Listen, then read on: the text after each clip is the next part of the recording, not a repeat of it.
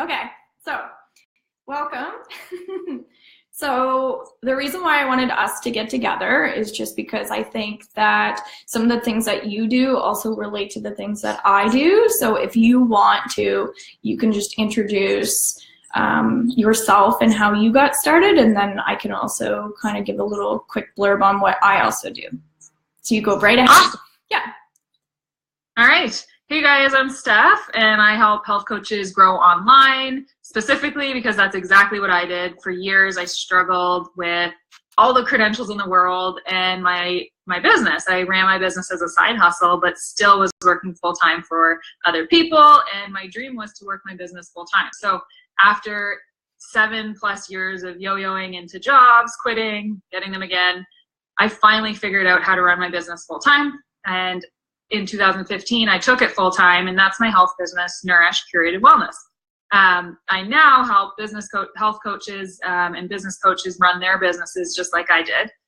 So that's my jam, specifically helping people in 90 days to explode their business online using live video and really getting visible to share your message, share your valuable content, and in return, offer a signature product and something that you are well known for. So that's what I do. I've got a group, Work Smarter, Not Harder, that Robin's in, and I'm excited to chat because Robin and I both run our businesses online and use live video just like we're doing now. So I love collaborating and getting visible on each other's platforms, as well as just sharing and connecting, because really, if that's what life is about and what business is about, is connecting, relationships, and becoming visible within your network.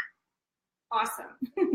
Okay, you said a lot there that I wanted to ask some questions, but I'll quickly just say what I do. So I just work with like natural healing. So I also work on kind of empowering other people. So whether they're business owners or they're students or they're stay-at-home mothers, whether you have anxiety or depression, it absolutely doesn't matter what your income is. I work with like all people. I do lots of volunteer stuff as well. So one of the things that drew me into you was nutrition, because I talk to a lot of people about grounding and how to kind of take care of themselves. So I feel like if you're a busy entrepreneur, it all starts from the ground up. So like balance is super important for people. So I wanted to kind of talk about how to manage stress, like how to find your gifts and your talents too. So say, I know I want to be a business owner online, but I'm not really sure what I should do. I'm sure you could also help people like try to identify a little bit with themselves and how to build a platform. So like I do that as well, but we do it in different ways. So if we can kind of, talk about what you would suggest for people, I could also say like how I would suggest for a person to like build their confidence online too. Because one of the yeah, you go right ahead. I was just going to say, I love collaborating, and I have the mindset that there's abundance for everyone, and there's like more than enough clients, and there's always going to be the right practitioner for the right client. And something that I personally love doing is helping people with all these credentials. So a lot of my clients are actually past dietitians, because that was my background, and we kind of attract people that along our journey, and specifically they're working in a field that they're not maybe passionate about, it's not fulfilling them, and they're just doing it because they went to school for it, which was my story too, exactly. So that's what I help people do, is really figure out what they want to teach on, and credentials aside, what fills them up and what gives them purpose. Exactly. So how would you suggest somebody to do, like, how would they do that? Because I would suggest that like getting a reading with me or getting some healing done, I always give people intuitive guidance. So I'm just telling them something that they already know about themselves, but sometimes we need other resources to help us. So for instance, I'm not techie, but like you can help me with my techie stuff, but I also have to admit what I'm not good at in order to get help. Absolutely. So I think that's a big thing, is identifying with that we're not able to do it all. Right? Yeah. So and recognizing that you're actually going to help many more people when you stay in your zone of genius and I stay in mine, and we outsource or collaborate and really stay in our strengths and we're okay not to do everything. We're actually disservicing the world and disservicing our client if we try to do everything, because that's not what we're supposed to do. We're supposed to do what we're good at and what fills us up and gives us purpose. Exactly. Yeah. Yeah. So how do you help people? Like, what is it that you do specifically to give more detail? So I broke what I did years ago down into 4 steps, and that's exactly what I teach on now. First step is clearing clutter, or getting rid of stuff that doesn't serve you. And often we're living this good life as health coaches. We have to let go of really good things to make room for great. Yeah. So that's step number 1. And then step number 2 is figuring out exactly who you want to help. So we're no longer, a health coach helping everybody. Yes, we can help everybody, but it's really niching down. And if you were to speak on something for 30 minutes, specifically, what would it be? Right. So that would be how I would start to get them to brainstorm and really niche down and get specific on what fills them up. And I always work from a place of keeping the business owner happy, because burnout, it leads to businesses failing. And the number one way to keep the business thriving is keep the business owner happy. So I always work from a place of what's going to protect the business owner. And we're coming from a place of how does the business owner or health coach want to live their life, not putting clients first, because that will lead to burnout. Right. Yeah. Very interesting. So the first thing that interested me there was clutter, because I deal with clutter in a different way. But I feel like because there's energy in things as well. So if we're like working in an environment that isn't positive, right? So do you help people sometimes with that? Like, clearing clutter even in their space. So is the environment positive for you? Like, do you work from home? Do you work with people that inspire you, or are you around people during the day that are bringing you down? Do you deal with any of that? Absolutely. Yeah. That's one of the first activities we do is we list out everything, people, places, things, and then we give it a rating from 0 to 10. 0 is it completely drains the person, and then 10 is they love it, they want to keep it in their life. Yeah. And this could be very well be their job, and if it is something like a job that's paying the bills, then we work on the mindset and we throw gratitude at it, and we mark it as temporary and create an escape plan, so that we're not just all of a sudden quitting our job, but we're marking it as temporary, being grateful for it. It's our stepping stone to deeper desires. So yeah, jobs, people, places, things, environment, everything. Right. So like prioritizing. So for one thing for prioritizing with me that I suggest for people, because I deal with the mind a lot, is like clearing out clutter in the mind as well. So like I promote meditation practice to help people just feel like they have less weight on their shoulders, because at the end of the day, all those like jobs that we feel like we have to do aren't that important. We just feel like they're important. So I'm all about also prioritizing, even through using intuition.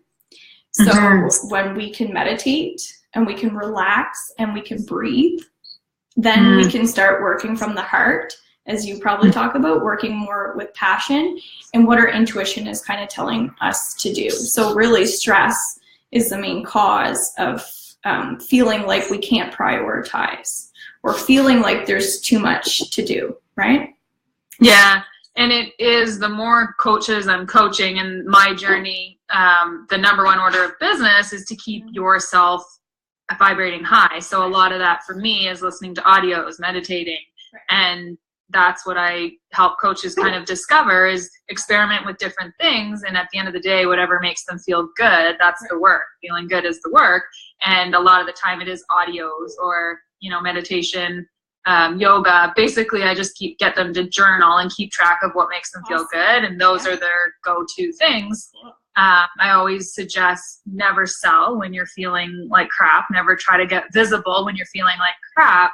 You go and you make yourself feel better. So often our first order of business is actually going to yoga, doing things that make us feel better. And then when you feel awesome, that's when you can get visible. That's when you can get in front of your ideal client. So like raising your vibration, basically. Yeah. And I have a YouTube channel, Robin's Healing YouTube channel, which I always try to put like weekly stuff out there for people, because when we know that other people are feeling the same way as us, it makes us feel a part of something. So when we can connect to others, we're like, oh, other people are feeling a little bit tired because of the time change as well, right? So when we have live videos also, we can comment. I don't know if people are commenting right now and asking questions or not, but the more we can interact with each other, like you said, and come together, the more support we have in the community. And that also helps us succeed in our businesses, but it helps other people get inspired to start their own business too, right? And be more empowered that way. I just put your YouTube channel in the comments, and I'm looking, no comments yet, but guys, if you're watching and you have any specific questions, write them in the comments. Sometimes with the live video, it's a little bit behind. So if you ask the question, we might see it. So just ask the questions and we'll make sure to get to them in the last couple minutes of the show. And we'll get to them if you're watching the replay, we'll also answer your questions. We'll go back and answer them. Yeah, I think community is huge. That's for sure something that I've used to grow both of my businesses is having people in a community, because we're pack animals. We want to be part of something bigger than ourselves. We want to be connected to people, not by ourselves, right? Humans are pack animals. So I love, like you said, community. I love using communities to grow businesses, which I did for my health business and I'm doing for my new business as well. Yeah, I think fear is the number one thing that kind of stops people from growing. Just because to me, if you don't need your own business to grow spiritually or financially. So like self-worth is a big thing in trusting that you can do things. But when we have other people, it seems like it's easier, because then we have a little bit of a support system, or we see other people doing it, and then it's like, well, you know what, I could do that too, because anybody can do a live video, right? So I think it's just taking that leap of faith, because I'm all about trusting, because if we let fear get in the way, it's our ego, right? And it's also like logic. So it's good to have balance with our creative side, but also be like logical. And I think people sometimes can be too creative, that they're always taking risks, and those are the people that jump off a cliff and die. And then you have the people that are so logical that they may have $1 million, but they don't have any fun. Yeah. Right? So being able to identify with ourselves, like you said too, is awesome, because the more we can let go of that fear, the better, like just the healthier we can live, and also like just help more people, because we have more energy to help. Because I think there are a lot of people that want to help, but they feel like they're not able to, right? So it's just learning how to like re-energize. So maybe you could suggest something about like how to re-energize yourself from not burning out. What would you suggest? Yeah, so that's an awesome question. And before we get to that, one of the reasons why people don't sign up for programs is it has nothing to do with the health coach, but it's actually their lack of confidence. So that's why we see the benefit in giving free challenges or free things, because then the client has the chance to succeed and increase their confidence. So that's one thing I was just hearing when you were chatting there, is that's one thing. If you've seen online marketers or people doing free stuff online, it's for that reason, because a lot of the time the client doesn't do something because they actually don't have the confidence themselves, and they don't think they can do your 90-day transformation. So that's why having really simple challenges is good to increase their confidence, not only in themselves, but in your programming. So then something we can do to avoid burnout would be to set everything up from where you want to be in 5 years. So we're not reactive. We're setting our whole calendar up, our whole life, as if we already made it. So that's something that I love doing with coaches when they're still in their full-time job and they're just getting, so we're setting up their launch to take their business part-time or full-time, is we actually set their calendar up as if they're already doing it full-time. And the main difference is you are your main priority. The business owner is the main priority.